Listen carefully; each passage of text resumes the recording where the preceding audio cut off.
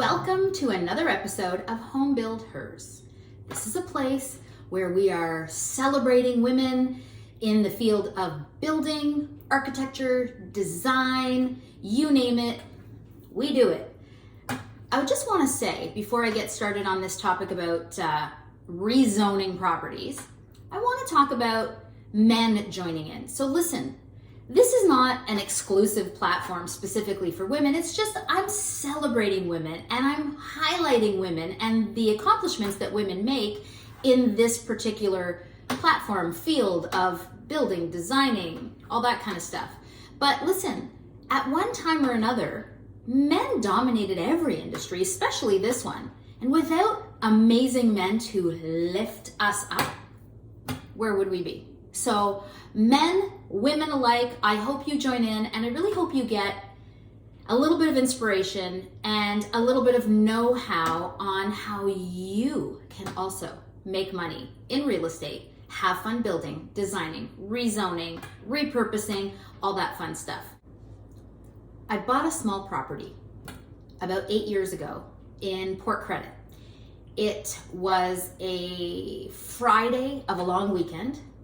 They had it listed for $550,000. So that was 8 years ago. It is a detached property. And they listed it on a Friday of a long weekend when probably every home builder, every business person went north to the cottage. And I happened to be home because I was moving. And I saw this property. I called the agent right away. She was a local agent, and she told me that the property came with a tenant, but that the homeowners had given the tenant 60 days notice. And I said to her, listen, I'm interested in seeing the home, but what I'm most interested in is wanting to know if the tenant would stay. Here's what I did. I got the tenant's phone number. I called her up. I explained who I was. I told her I was interested in buying the property and would she be interested in staying? She said yes. She was ecstatic. And I got her to sign a 2-year lease. And this is why I was able to buy this property, because I couldn't have floated this property financially. But with her $1,900 rental payment at the time, that covered my mortgage, my insurance, She paid for her own utilities. And all I had to do was put down the smallest down payment and get a mortgage, which I qualified for. And Bob's your uncle. This property was disgusting. I am not kidding you. So here's what it looked like. Check this house out. I mean, come off it. Isn't this crazy? Like, look at this house. It's so tiny. It's dilapidated. I mean, it has been let go a little bit because I've been in rezoning hell for about 2.5 years. But it was perfect because it came with the tenant. The reason I bought this property is because it was zoned multi-residential. So this tiny little house that I just showed you, here again, was earmarked for a triplex.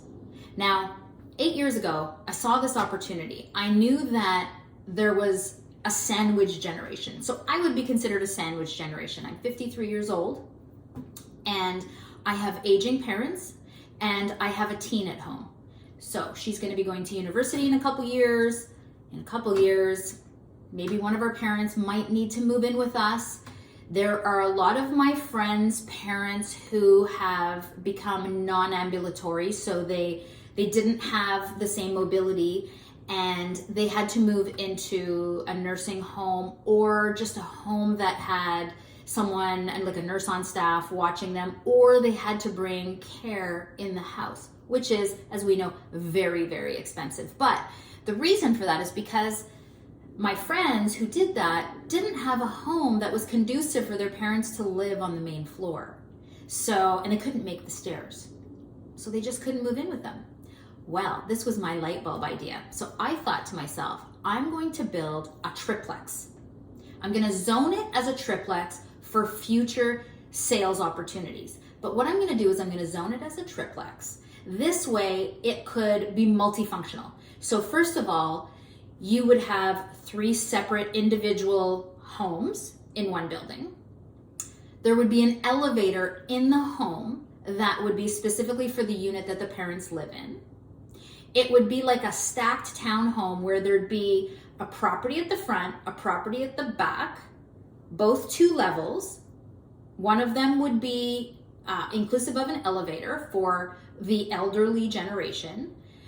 The sandwich generation, so the 50-something-year-old would live at the back and upstairs, so we have no problem doing stairs, that's not a problem.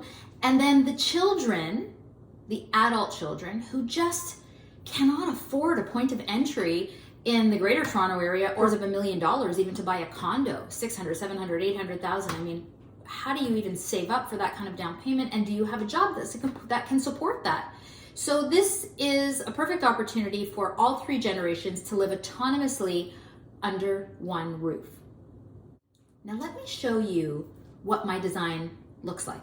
Here is an idea of what the property is going to look like. Now, I have been denied Committee of Adjustments approval twice now. The first time we got denied, okay, I get it. The building, I was pushing the limits. The building was a little bit too high. I had a couple of variances. But the second time, so we went back to the drawing board the second time and basically followed the guidelines of what the city planner suggested we do, which was this. The only variance I was asking for was the side yard setback, which needed to be 1.8 meters, so close to 6 feet. I was asking for 1.2 meters. So I was asking for like an extra 2 feet closer on my property, but closer to the property next to me. And the second variance I was asking for was, get this, my GFA, gross floor area, so that means the size of the property that is being used as a house on the property, was a little bit too big. Not out of the ground, meaning the main level and the second level and third level were conducive to the gross floor area measurements that was required. But if you're building a triplex, you count the gross floor area in the basement under the ground, which kind of makes no sense. So all I had to worry about were those 2 variances. Get this, all of the neighbors in the area, yes, and if you're watching, I hope you feel bad for me. What they were concerned about was the fact that it is going to be a modern build, so it's kind of like straight up, and all the homes in the area are kind of like the traditional peaked little roofs, although just down the street there are a couple of modern homes that are the boxy look, and no one seemed to complain about that. In any case, my neighbors in the back, my neighbors to the sides, hired a lawyer, and they complained. And when I had my Committee of Adjustments meeting, my planner that I had hired to be my spokesperson at the Committee of Adjustments, because she's very qualified, she said, Kai, I think we have this in the bag because the city planners internally recommended to the committee to approve it, so we should have no problem. Well, as soon as the neighbors got on and started saying that, oh, this Kai Joseph, she's gonna Airbnb it, total fabrication. I have never Airbnb'd a property that I own, a rental property, ever. It's just not me. I would never do it. And this was never my intention. So that was a blatant lie. However, that's what they said. And the biggest 2 concerns were that the property was going to be very boxy and dense and high, and it would overshadow them. That was the first thing. Just so you know, I did a shadow study, I did a noise study, I did a parking study. I was very courteous to the neighbors by sourcing lighting for the cars in the back to have lights that kind of went like this, so that the light shone down and not in their property. And it was willing to put a very, very high fence and or higher trees in the back so that they would have privacy. They weren't gonna have it. They didn't want any cars in the back. They said that the lights would shine in their backyard and all that kind of stuff. And I was literally, I would have even put up a concrete block to block that, but they didn't want to have it. So, denied. So get this. I called up my planner, Arlene, the following Monday, and I said, I have a fantastic idea, but I have a couple questions for you. If I decide to build not a triplex, but a duplex, leaving the basement unfinished, my gross floor area is fine. I no longer need a variance for that. I can rejig the property, the design a little bit, and get rid of the overhang of this kind of carport that I was gonna have. Therefore, I don't need the side yard setback variance. And therefore, the neighbors can't say anything. And I don't have to go to committee of adjustments, and literally the city will just approve it. And she said, oh my God, I don't know why I didn't think of that.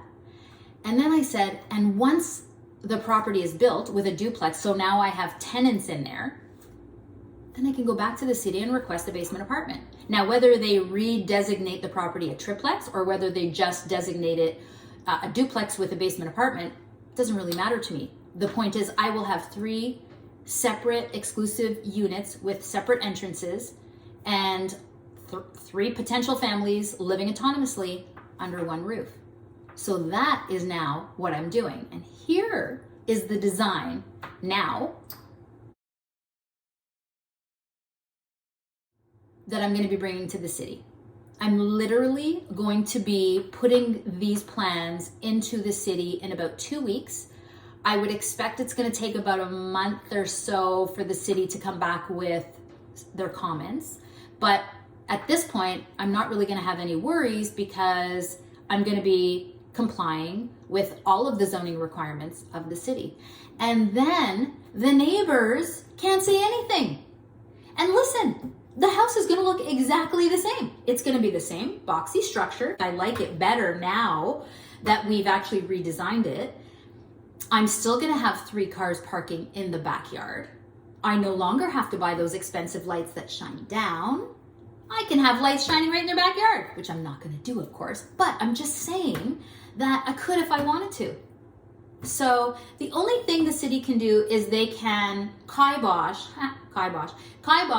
my request for a basement apartment. However, I don't know how they can, seeing that I'm going to completely comply with all zoning regulations. And because there is precedent, there are so many basement apartments in and around this area, I can't see how they can tell me no and other people yes.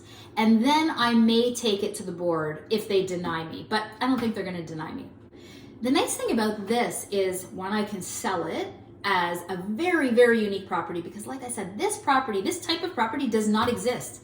As a matter of fact, I was at one point considering selling the home in advance of the build.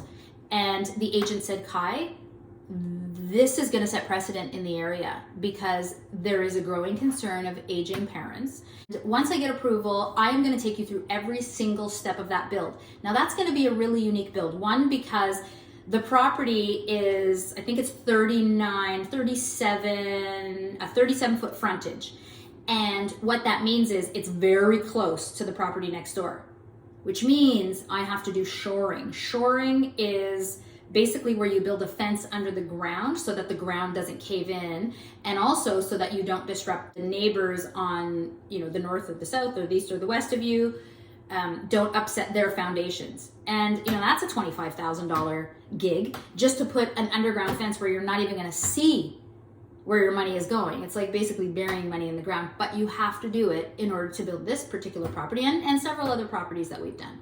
So there's going to be shoring, there's going to be an elevator going in, there's going to be 3 separate units, there's going to be a carport-ish in the back. I don't really want to tell you about that yet because I don't really have approval, but I'm going to fight for it and I'm going to show you, I'm going to take you with me to committee of adjustments meetings, and it's going to be a great learning lesson for you. And listen, I paid $500,000, $530,000 to be exact, for this property.